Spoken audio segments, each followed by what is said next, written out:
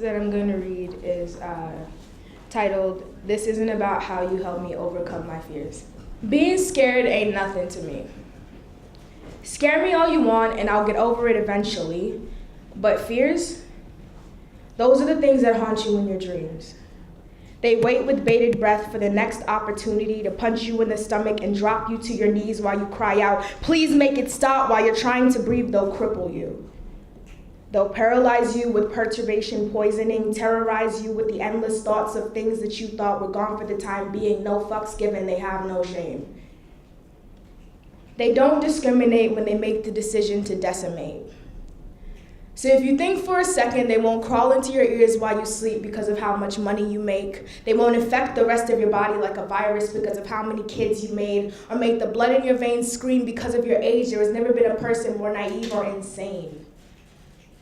Now, I speak from prior experience. Fears are nothing to play with. Because the day I realized I gave you the freedom to freely fuck with, my fragile armor-plated little heart, reality set in. My fears awoke from their deep hibernation to run around inside my brain and my chest, kicking and punching and breaking really important things. And maybe that's why shaky hands and cold, sweaty palms accompanied short hugs and even shorter kisses. I love yous tried to replace do you love me's, but if you could hear the way my heart skipped a beat when my brain thought you paused a little too long before you said you love me, you think I might drop dead. To this day, I'm still not sure if that's what butterflies are supposed to feel like. My life became that split second right before you fall backwards in a tip back chair. And to be honest, I wanted to fall away from you because I was taught that when you pick something up that hurts you, you drop it, but I couldn't.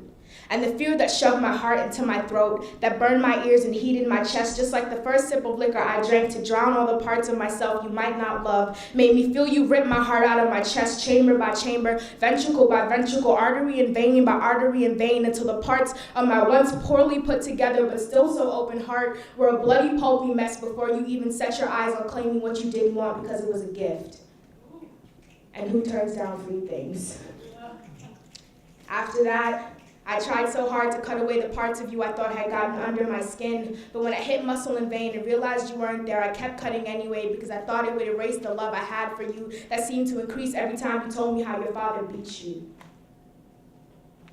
My fears held me hostage for a while they violated me. Chaining me down and trying to force feed, she'll never love yous and she's lying down the tooth they shoved down my throat, twisting your words to break my arms and legs, and all I could do was vomit when the pain was too great, but I grinned and bared it anyway. And somehow, I eventually stopped believing them.